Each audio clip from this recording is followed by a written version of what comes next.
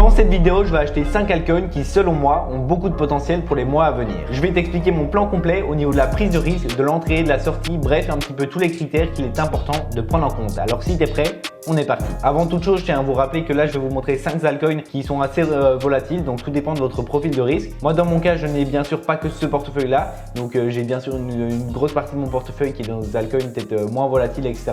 Mais là, on va vraiment se concentrer sur 5 altcoins qui pourraient bien évoluer, mais il faut vraiment pas que vous passiez all-in là-dessus. Moi, je vous donne simplement mon avis selon ce que j'ai vu du marché, mais ça reflète en rien un conseil en investissement. Cela étant dit, on se retrouve directement sur Bitget, donc c'est la plateforme que je vais utiliser tout simplement parce que c'est la seule qui a toutes les cryptos dont j'ai besoin et franchement, je vous la recommande à 100%. J'ai fait pas mal de vidéos dessus, etc. Si vous voulez en savoir plus, vous avez aussi mon lien en description qui permet d'avoir des frais réduits. Mais moi, on va partir là-dessus parce que, comme je vous l'ai dit, c'est là où on aura le plus de crypto. Vous voyez que mon compte ici, j'ai 1000 USDT, donc on va partir sur une base de 1000 $ et du coup, on va la subdiviser en fonction de la répartition qu'on prend pour chaque altcoin. Pour ce faire, on va directement aller dans la catégorie trade et puis spot. Ça va tout simplement nous ouvrir l'interface spot sur laquelle on pourra acheter nos cryptos. Donc moi ici, ce que je vais faire avec l'achat des cryptos, c'est que je vais passer des ordres limites. Donc ça permet de 1 d'avoir beaucoup moins de frais au niveau des ordres et de 2, ça permet également d'avoir des meilleurs prix d'entrée. Donc je ne vais pas rentrer au marché parce que c'est con, on peut profiter de meilleurs prix.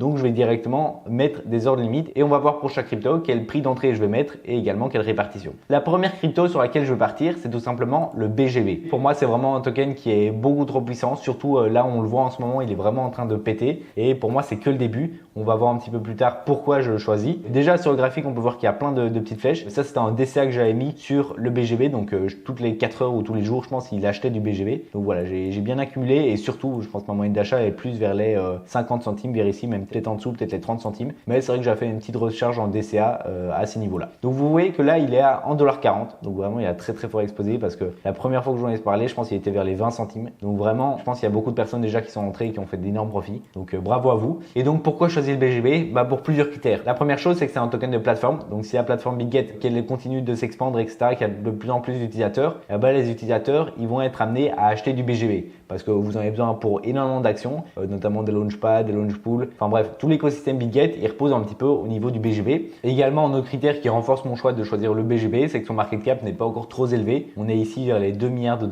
Donc ça fait un top 57 sur le market cap. Il a vraiment bien évolué ces dernières semaines parce que moi, je me souviens encore de le voir qu'il était dans le top 100. Donc là, voilà, il a pris une plus grosse place. Mais avec 2 milliards $, je pense qu'il a encore vraiment de quoi grimper dans les places et tout simplement avoir une explosion au niveau de son prix. Un autre point qui est super important, quand vous stackez vos BGB, donc ici, je suis sur la page, vous avez déjà 2% d'APY par an de rendement, donc ça, c'est OK. Mais surtout, vous avez des avantages à stacker vos BGB. Moi, vous voyez ici, j'en ai 2500. J'ai 2500 BGB stackés sur la plateforme, ce qui me permet d'avoir des frais de retrait gratuits pour une transaction par jour. Ce qui est vraiment cool parce que cette transaction, ça peut être par exemple une transaction ERC20.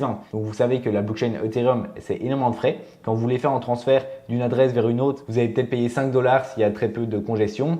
Mais dans les moments où il y a énormément de congestion, vous pouvez payer 50, 100 $. Et là, avoir un retrait sans frais, c'est super utile. Ça me permet d'économiser énormément d'argent. Et vous voyez que plus vous avancez dans les stades des BGB, si vous en avez stacké 12 500, 60 000, etc., vous avez de plus en plus de retraits. Moi, en soi, un retrait par jour, c'est déjà largement suffisant. Et ça me permet d'économiser pas mal de frais de réseau. Donc ça, c'est un avantage aussi considérable parce que moi, ça me sert tous les jours. Et si on regarde plus au niveau de la potentielle prise de valeur, moi, j'aime toujours bien ramener le BGB à l'exemple du BNB.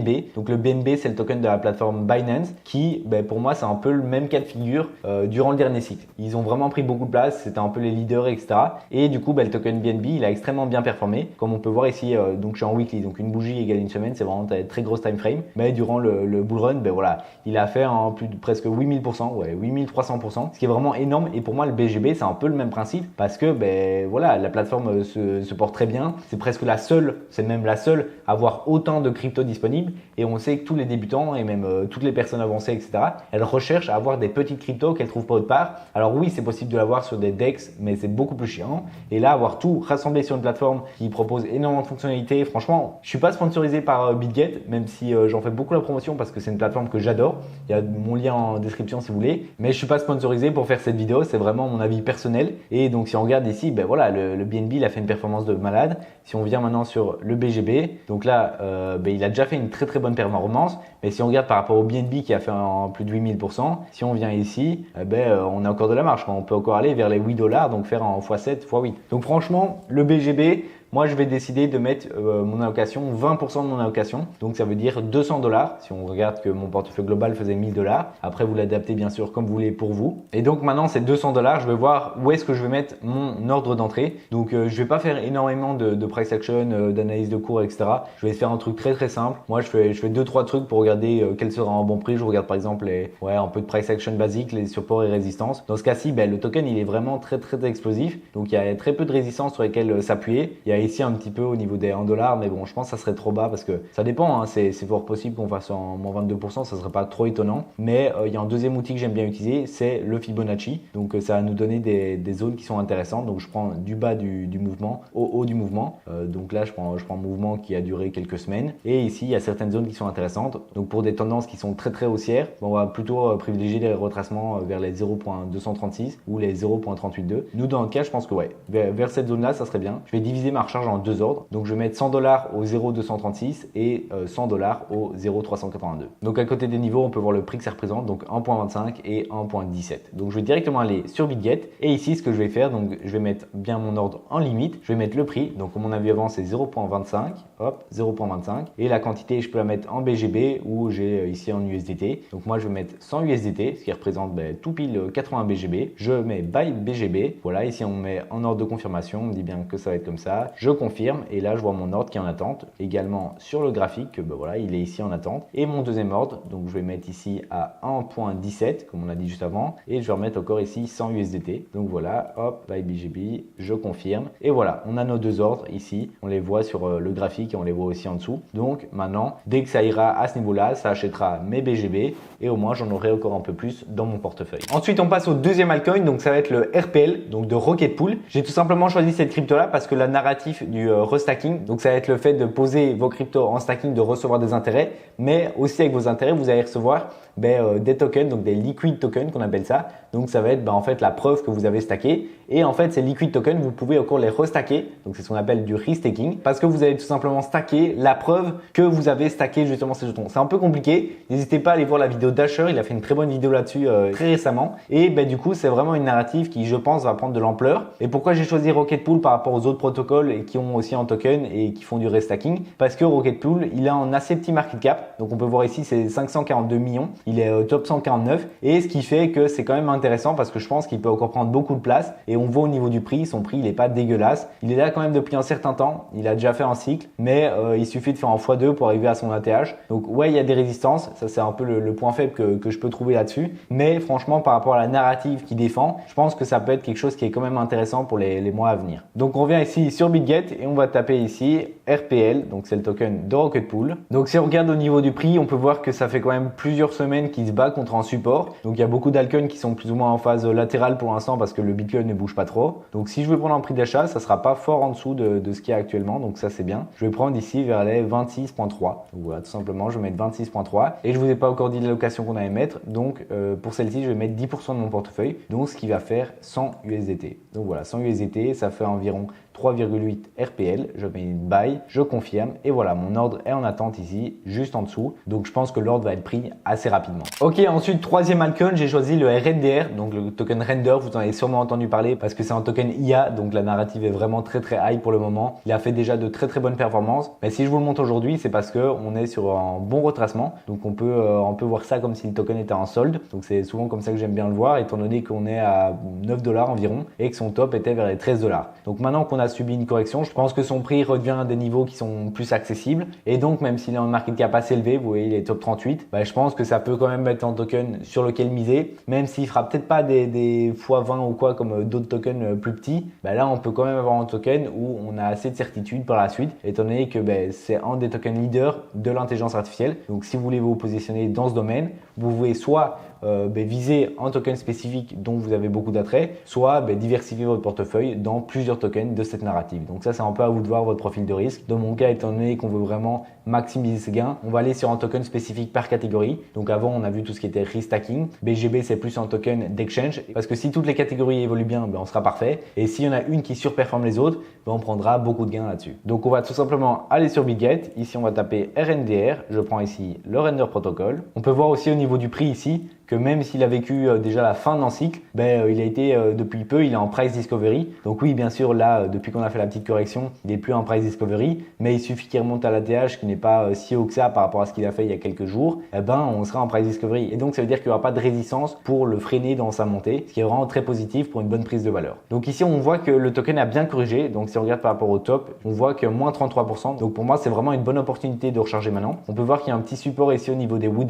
Donc je vais mettre en ordre ici. Je pense que je vais juste mettre en ordre là, je vais mettre en seul ordre et je vais le mettre du coup, si je regarde bien, au niveau des $8.15. Comme ça, on est parfait, $8.15 et ici, je vais mettre aussi 10% sur ce token-ci. Étant donné qu'il a un market cap assez élevé, je vais mettre 10%, donc 100 USDT. Je vais mettre Buy Render. Ici, je vois le récap, je confirme et voilà, je vois mon ordre qui est juste placé ici, donc c'est parfait. Juste au-dessus des $8 qui pourrait faire office de résistance. On passe au quatrième token, donc c'est le token Kaspa. Donc vous en avez sûrement entendu parler également parce qu'il a un assez haut market cap, top 41, et également parce qu'il a été beaucoup hype, surtout si vous suivez du contenu qui est peut-être plus américain. En France, j'en ai aussi entendu parler, mais vraiment aux US, ils en parlent énormément parce que le concept derrière déjà, il est très intéressant. Ça va être un peu le réseau Bitcoin parce que oui, c'est en réseau à part entière. Donc en réseau, ça va être par exemple la Binance Smart Chain, Ethereum, là dans ce cas-ci, Kaspa. Et donc son but, c'est de faire une sorte de Bitcoin, mais qui est beaucoup plus scalable, donc on puisse faire beaucoup plus de transactions par seconde et également à des frais réduits. Donc c'est un peu ce but-là de démocratiser la blockchain et le Bitcoin au plus grand nombre. Simplement, on peut pas avoir tous les avantages. Donc l'inconvénient, c'est qu'il y aura moins de décentralisation. Donc par rapport à Bitcoin qui est totalement décentralisé, là il y a quand même encore beaucoup qui est centralisé, mais ça va du coup supporter beaucoup plus de transactions par seconde à plus bas frais. Donc de notre cas, on peut regarder ici que voilà, il est un petit peu corrigé, mais la chart, donc le graphique, il est quand même très très beau. Je vous en ai pas forcément parlé sur les autres cryptos, mais ici on peut voir que la circulating supply, donc la supply qui est en circulation, donc ça veut dire le nombre de jetons total, dans ce cas-ci, il est limité. Donc on peut voir qu'on a 82% de la supply qui est du coup en circulation et que donc il reste 20% avant qu'on atteigne le maximum. Ce qui est très très bien parce que ça fait que on a un phénomène de rareté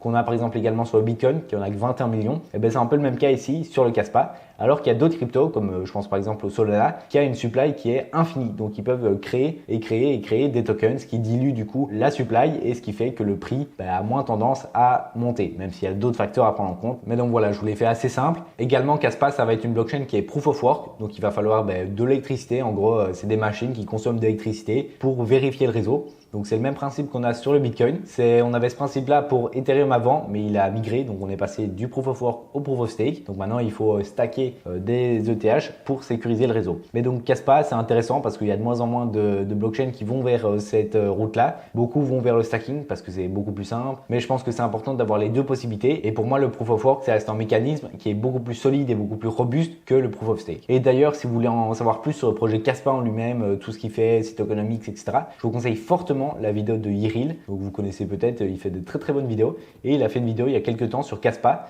Je l'ai aussi regardé pour mes recherches et elle est vraiment très très bien sa vidéo. Donc si vous voulez vraiment creuser plus le sujet, n'hésitez pas à la regarder. Je vous la mettrai sûrement en fiche ou en description. Donc on revient sur Bitget et ici je vais tout simplement mettre Kaspa. On peut voir aussi sur mon graphique que j'avais fait un DCA sur le CAS. Bon, c'était pas le meilleur moment, après c'est des petites sommes donc c'est rien d'affolant. DCA c'est plus sur long terme. Et du coup ce qu'on va faire ici, on va regarder au niveau du prix. Si on regarde historiquement, on peut voir qu'il y avait quand même un bon niveau de support vers ici, vers cette zone-ci. Donc ce que je vais faire, c'est que je vais simplement mettre en ordre au-dessus du support au cas où on viendrait retester. Dans tous les cas, là je mets des ordres qui sont assez simples à être pris. Si ça se prend pas, c'est comme ça, j'aurai d'autres opportunités par la suite, mais n'hésitez pas à mettre des ordres qui sont quand même cohérents avec des niveaux de support ou ce genre de choses qu'il y a eu dans le passé. Donc là mon range il est vers les 0.122, c'est exactement le prix que je vais mettre, 0.122. Il faudrait qu'il y ait une correction de, on va voir ça tout de suite, 15%. Donc je pense que c'est quelque chose qui est possible. Et au niveau de la répartition, dans ce cas-ci, je vais mettre 20%. Donc je vais mettre 200 USDT directement au début de range. Si vous voulez être plus safe et avoir peut-être des meilleurs points d'entrée, vous pouvez diviser en deux, mettre 10% ici au début et 10% au milieu ou à la fin du range. Voilà, ça permet de diviser un petit peu vos achats. Mais dans mon cas, je vais simplement mettre au-dessus du range. Je vais mettre buy CAS. Ici, on fait le récap comme d'hab. Et voilà, mon ordre qui est placé juste au niveau du range.